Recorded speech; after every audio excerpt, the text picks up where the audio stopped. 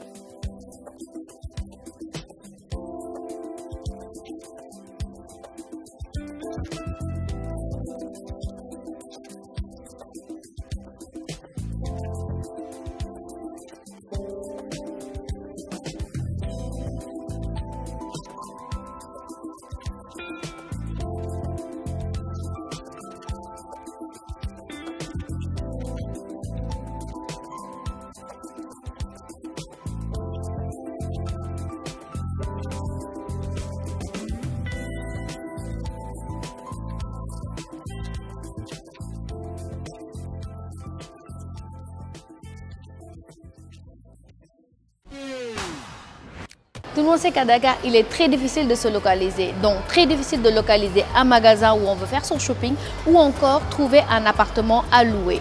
Nous avons reçu deux entrepreneurs qui nous ont créé une plateforme numérique qui permet de localiser les appartements pour trouver une bonne location.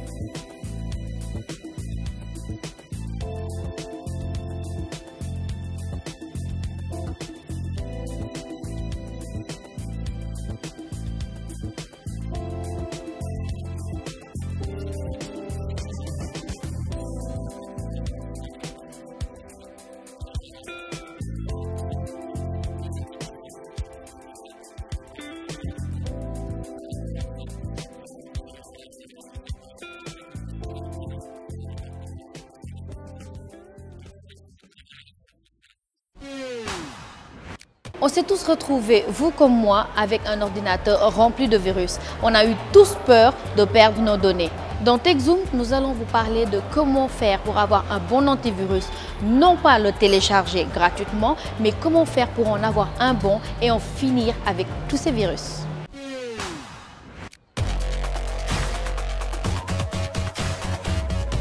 J'ai une fois été victime de ces genres d'infections informatiques. Oui, j'ai été une fois infecté par un virus. Oui, en ce moment, mon portable est infecté à un virus. J'ai été infecté par des virus avec mon ordinateur. Oui, j'ai été infecté par un virus. Au début, l'ordinateur était trop lent à l'allumage, même à l'utilisation. Des fois, ça se manifeste par mes données, par un chiffrement de mes données. Oui, on sent que la machine devient lente, hein? C'est difficile d'ouvrir des pages web.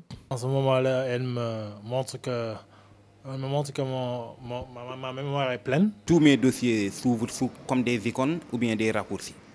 Je ne pouvais pas accéder à toutes les applications. Quand j'ouvrais une application, ça se refermait automatiquement. Ça fait un dysfonctionnement de mes applications. Moi, j'utilise Kaspersky. J'utilise l'antivirus Avast. Norton Security.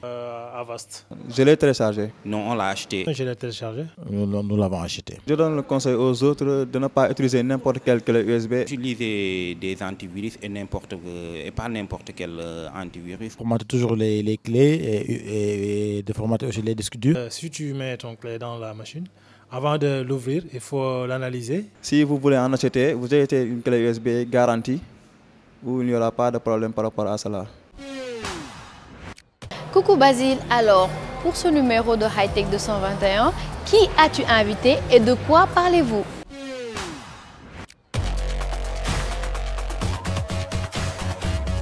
Bonjour. Bonjour Basile. Alors aujourd'hui on parle beaucoup de Big Data, c'est un nom qu'on dit chaque jour.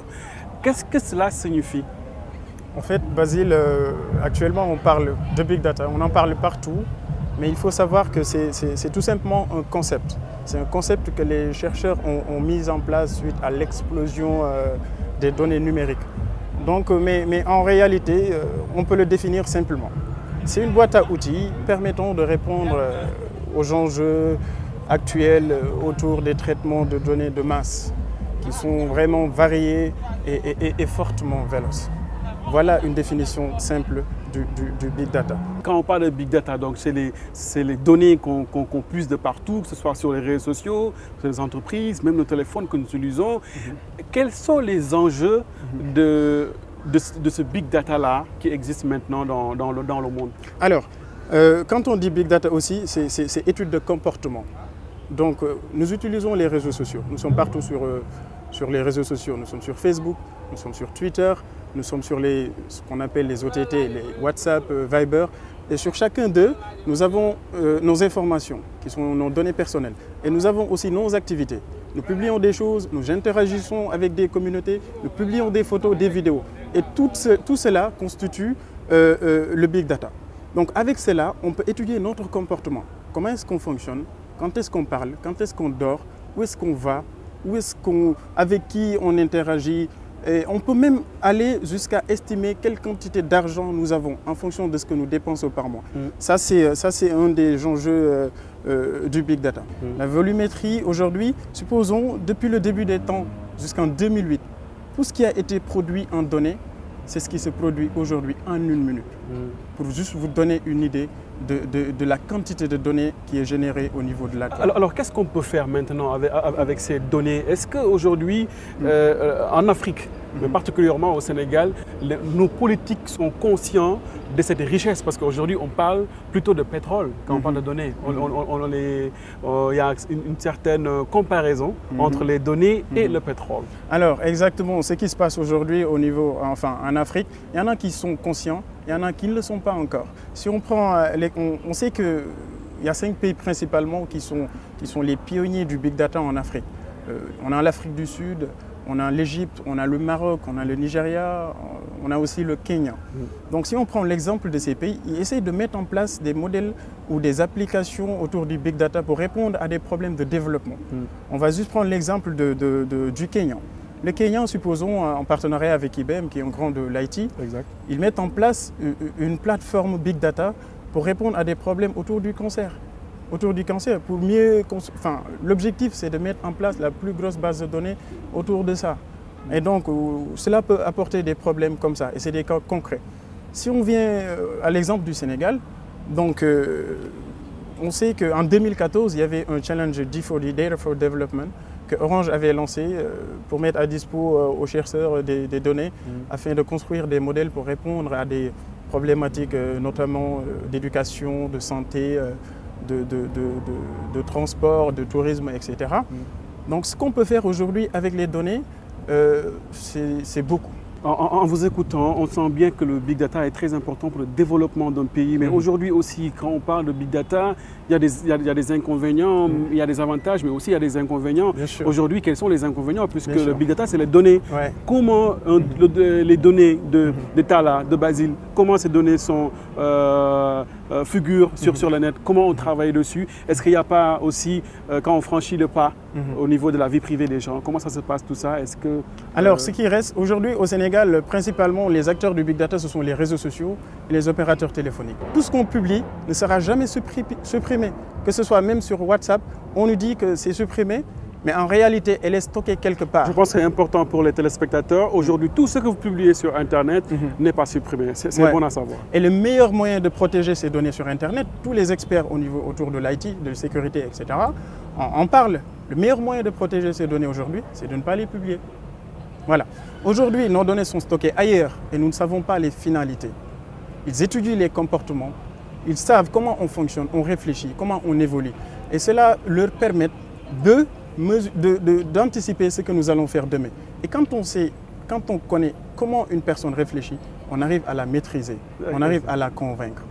Et aujourd'hui, il faut sensibiliser aussi l'État à orienter nos politiques autour du numérique. On parle ailleurs, il y en a qui exploitent leur pétrole, d'autres exploitent, ils n'ont pas de pétrole, ils n'ont pas de ressources naturelles. Ils misent sur la connaissance, sur la donnée.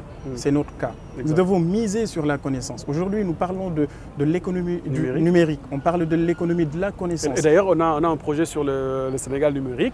Exactement. Je pense que ça serait important. Oui, et on félicite le ministre de l'Éducation d'ailleurs pour le partenariat avec les Français pour mettre en place un data center à Diamniadio. Cela permettrait à nos chercheurs, à nos futurs scientifiques de pouvoir mettre en place des modèles de développement efficaces pour mieux exploiter nos données. Comment voyez-vous maintenant le continent africain ou le Sénégal d'ici 5 ans dans le domaine des big data? Alors d'ici 5 ans, dans quelques années, horizon 2020-2030, nous pouvons être un des leaders mondiaux.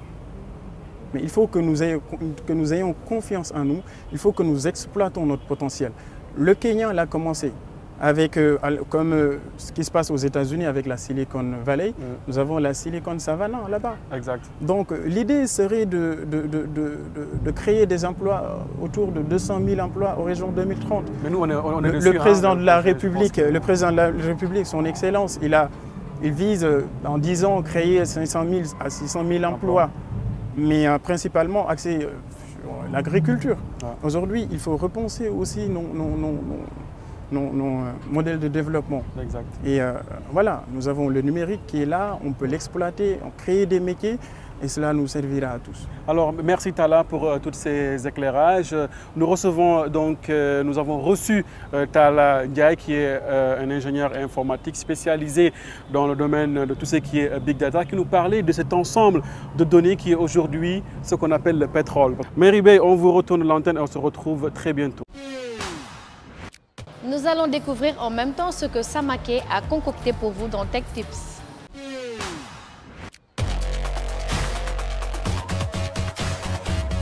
Merci Mary. Dans le Tech Tips du jour, nous allons parler de sécurité, la double authentification sur les réseaux sociaux. De nos jours, les réseaux sociaux sont sans nul doute les plateformes où nos données personnelles sont les plus mises en danger. D'où l'importance d'y assurer une sécurité maximale. Alors, c'est quoi la double authentification ? Appelée aussi la vérification à 2 étapes, la double authentification est un processus qui permet de sécuriser vos comptes sur les réseaux sociaux uniquement grâce à votre numéro de téléphone. Comment ça marche? La fonctionnalité est déjà présente dans la plupart des réseaux sociaux. Il vous suffit juste de vous rendre dans les paramètres de sécurité de votre compte, renseigner votre numéro de téléphone et activer votre double authentification. Ainsi, à chaque fois qu'un accès sera sollicité sur votre compte par vous-même ou quelqu'un d'autre, un code vous sera envoyé par SMS pour une seconde validation après l'étape usuelle du mot de passe. La double authentification ajoute donc une seconde couche de sécurité via votre téléphone pour l'accès à votre compte. Qui dit mieux? À noter que cette fonctionnalité est aussi disponible pour beaucoup d'autres services sur le web, tels que les mailings ou les achats en ligne. Toujours étant, la meilleure sécurité, c'est vous.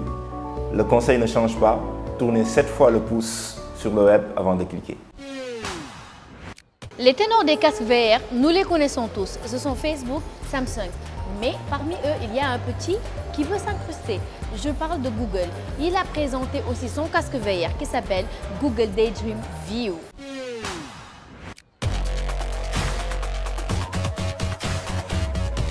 Les ténors du casque VR sont bien connus. HTC Live, Facebook avec l'Oculus, Samsung avec son Gear VR et Sony avec son PlayStation VR. Mais Google a choisi d'entrer dans la partie en cours de route avec son Daydream View, un casque auquel on greffe son smartphone. L'architecture fait un peu breloque, mais l'objet permet surtout de profiter des applis VR proposés sur Android. Vous connaissez tous bien sûr la Nintendo classique ou encore le grand Super Mario. Bah oui, tout le monde y a joué, même moi. Maintenant, on vous présente la Nintendo Switch. Pourquoi le mot Switch? Vous allez comprendre.